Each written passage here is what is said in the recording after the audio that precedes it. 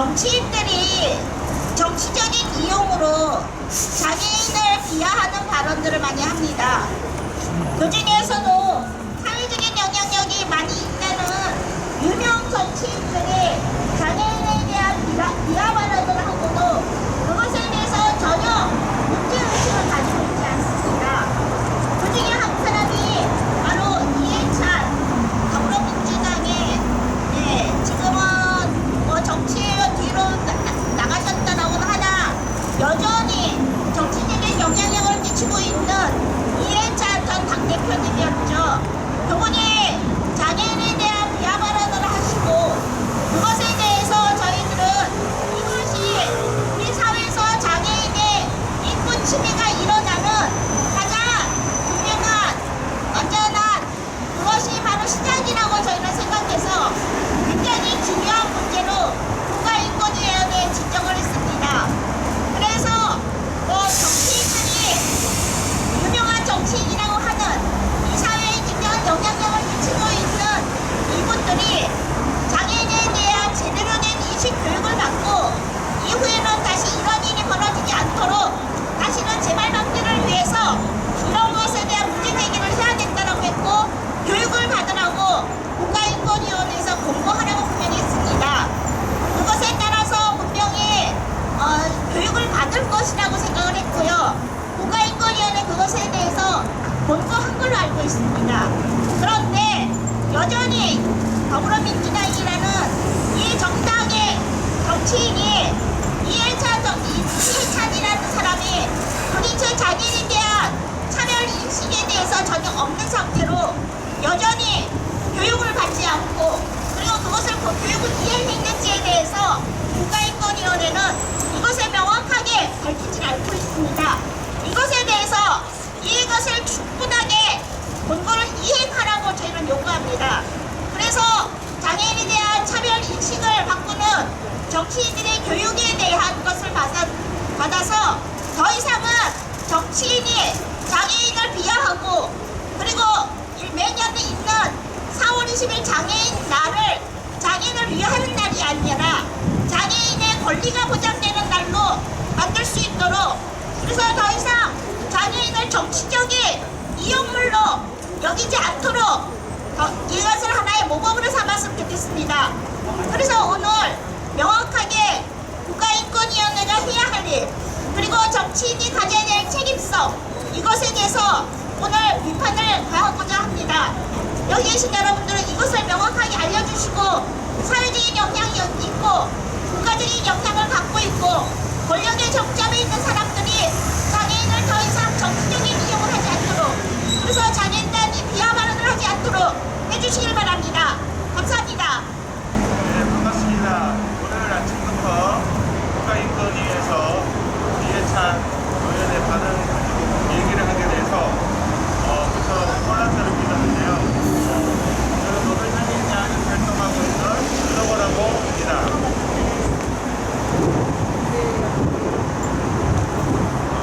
이해찬 의원은 이해 결과서를 스스로 밝혀야 하고 인권위도 그대 여당의 정치인의 눈치를 보지 말고 진정인에게 결과를 공개하여야 한다고 생각합니다. 우리는 이해찬 의원이 장애인을 비하하는 발언을 보면서 이 문제는 이 의원의 비하적 언어의 문제가 아니라고 생각합니다. 이해찬 의원은 장애인에 대한 감수성이 없고 그의 사고는 장애인의 인권이 자리 잡고 있다고 생각하지 않기 때문입니다. 이해찬 의원은 2020년 1월 15일 다음과 같이 얘기했습니다. 더불어민주당에서 연극만 최현 교수를 언급하면서 선천적인 장애인은 후천적인 장애인보다 의지가 상대적으로 약하다라며 장애인을 비하하는 발언을 했습니다. 인간의 의지의 문제를 장애인이냐, 선천적이냐, 후천적이냐의 문제도 아닙니다. 이것은 그 사람의 문제이고 환경의 문제이지 이것을 장애인의 문제로 볼 수도 없고 비장애인의 문제도 볼 수 없는데 이해찬 의원은 이것을 스스로 부정하는 발언을 했습니다. 이해찬 의원은 또 2018년 12월 정치권을 보면 정상인가 싶을 정도로 정신장애인들이 많이 있다라고 장애인을 비하하는 발언을 했습니다. 또한 정신장애인들이 어떤 특정한 문제가 있는 장애인으로 비하하는 발언을 했습니다. 도대체 이해찬 의원이 말하는 정상과 비정상의 기준이 무엇인지 무슨 뜻인지 다시 묻고 싶습니다. 또한 정신장애인을 비정상이라고 규정함으로써 정상에서 분리시키고 배제시키는 이 의원의 사고방식에 근본적인 문제가 있다고 생각합니다. 노들야학에서는 정신장애인도 함께 공부하고 있습니다. 우리는 정신장애인도 같이 삶을 살고 공부하고도 있습니다. 어떤 장애인을 한 인간으로 바라보고 같이 공부하고 생활하고 같이 삶을 누리고 있습니다. 그동안 이게 한때 민주화에 노력한 인사이기도 하고 홍학구와 세종시에서 7선을 한 오래된 정치인입니다. 그가 정치를 통해 이루어가는 것이 무엇이든 간에 이제는 그가 세상을 바라보는 수준은 낙후되었고 퇴보되었다고 생각합니다. 장애인을 비하하는 이해찬 의원은 장애인에 대한 이해교육을 새로 받아야 합니다. 늙은 그에게 새로운 공부가 필요합니다. 그에게 새로운 장애인에 대한 평등의 개념이 새로 잡힐 수 있기를 바랍니다. 또한 장애인에 대한 비하 발언을 수없이 일삼는 기존 정치인들 모두가 장애인에 대한 이해교육을 받아야 합니다. 장애인의 이해 수준이 낮은 정치인들이 법을 만든다고 생각하니 매우 끔찍한 일입니다. 그들에게 장애인의 이동권이 무엇인지, 장애인에게 자유가 무엇인지 배우고 노력해야 한다고 생각합니다. 장애인이 배제되지 않는 사회가 만들어져야 한다고 생각합니다. 이해찬 의원의 결정 분리서를 공개해야 되고 김건희는 책임있는 자세로 이 부분에 대해서 정치인에 대해 이해교육을 실시해야 한다고 생각합니다. 이상입니다. 예, 전국장애인야학협의회 부사장 박경석입니다. 예, 오늘 오전에 국가인권위원회 관계자와 면담을 하고 나왔습니다. 왜냐하면 제가 이 사건의 진정인입니다. 그래서 진정인으로서 제가 받을 수 있는 정보를 요구를 했습니다. 그래서 국가인권위 관계자에 대한 이야기를 먼저 말씀드리도록 하겠습니다. 이게 한 언론사에서 더불어민주당이 더불어민주당의 계획을 국가인권위원회가 고의적으로 아니면 어떤 의도에서 숨기고 있다라는 것들에 대해서 발단이 돼서 이 문제가 여기까지 왔습니다. 그 언론사의 보도에 의해서 저희도 저도 이런 일이 있었구나라는 것을 그때야 인식했고, 그래서 국가인권위원회의 진정인으로서 그 내용이 무엇인지를 알고 싶다 하고 해서 면담을 요청했고, 오늘 면담을 통해서 답을 들었습니다. 지금의 여당 이해찬 의원이 그 당시 당대표였고, 그때 발언이 제가 진정한 발언의 핵심적인 내용은 2000년도 1월 달에 있었던 발언입니다. 아까 우리 노도장애인야학 교장선생님이, 최소 교장선생님이 이야기했던 그런 내용입니다. 또 하나의 진정 내용은 또 있는데요. 그거는 이해찬 의원은 2000년도 1월 달이고요. 주호영 의원, 지금의 국민의힘의 당대표인가? 지금도 원내대표인가? 원내대표예요. 원내대표인 이 주호영도 총리가 전륜발을 하는 이 발언을 2000년도 12월 달에 해서 그것도 저희가 장애 비하 발언이다라고 진정을 했습니다. 2000년 1월 달에 있었던 진정이 있었고, 2000년 12월 달에 있었던 진정이 있었고, 한교안 그 당시 당대표도 있었고, 정치인에 대한 비하 발언은 이 시도 때도 없이 어떤 시기가 오면 장애인을 비하함으로 인해서 자신들의 상대당 또는 무의식적인 인식의 없음을 나타내는 사건들입니다. 이거는 비일비재하게 있어 왔던 거고요. 그래서 이에 대한 시정을 끊임없이 요구한 전제가 있습니다. 두 번째는 이 이해찬 그 당시 당대표의 장애인 비하 발언이냐 아니냐에 대한 이런 판결은 이후에 국가인권위원회 전원위원회에서 결정이 됩니다. 그것은 국가인권위원회 내부에서도 이것을 권고해야 된다, 안 권고해야 된다라는 이견이 있어서 그 이견이 있었기 때문에 전원위원회에 가서 결국은 전원위원회에서 그 권고를 결정하게 됩니다. 주호영 의원 같은 경우는 이미 이런 사례가 이해찬 당대표의 이런 사례에 의해서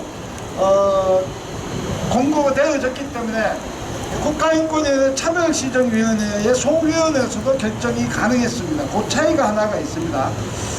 그런데 저희가 이해찬 의원 당대표의 1월 달에 진정을 하고 이것이 꽤 오랜 시간을 끌었습니다. 꽤 오랜 시간을 끌었을 때 저희는 왜 국가인권위원회가 왜 지금의 현 여당인 당대표의 장애인 비하 발언에 대해서 왜 이렇게 질질 거냐 라고 여기에서 기자회견한 적이 있습니다. 그러한 과정들을 거쳐서 권고는 내려졌습니다. 이번에 문제는 이런 겁니다. 그때 권고는 더불어민주당 마찬가지로 국민의힘도 지금의 국민의힘도 마찬가지로 그 당에 소속되어진 사람들에 대해서 이 사건에 대해서 이 사건에 대해서 인권교육하고 두 번째 이거에 대한 재발 방지를 해라 두 가지를 요청한 것이 바로 권고의 내용입니다. 그런데 제가 진정인으로서 오늘 받은 정보는요 이렇습니다. 이것은 더불어민주당이 계획을 갖고 왔는데 일부 전원위원회에서는 더불어민주당의 계획에 대해서 일부 수용했다라는 겁니다. 일부 수용했다라는 것은 일부 불수용했다라는 겁니다. 그래서 더불어민주당의 계획을 가져온 것들에 대해서 일부 수용된 내용은 뭐냐? 라고 물었더니 국회의원을 대상으로 인권교육을 하겠다. 그리고 선출직 후보자에 대해서 장애인 인권교육을 하겠다.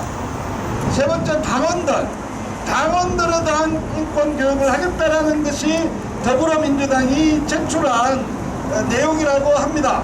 그거에 대해서는 문건으로는 보려면 공식 문건으로 보려면 이 정보공개 통계를 해야지만이 보여줄 수 있는 내용이다라고 답변을 드렸습니다. 그러면 위험하다고 판단한 것이 뭡니까? 라고 물었더니 이렇게 이야기하더라고요.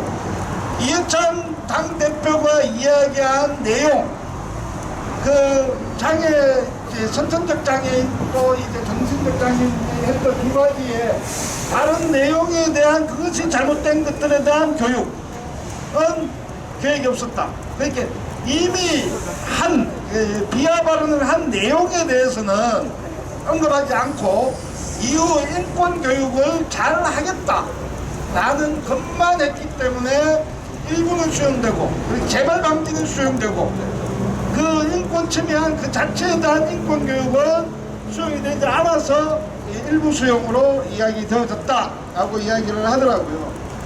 그래서 물어봤습니다. 그 정도이면 그 정도의 그 더불어민주당에서 제출했던 이 내용들을 다 투명하게 공개할 수 있는 내용은 아니냐라고 했더니 일부 수용되어지거나 수용되어진 것은 관례상 공표를 하지 않았다라고 이야기하더라고요. 그것이 왜 관례이냐라고 저는 질문을 했습니다.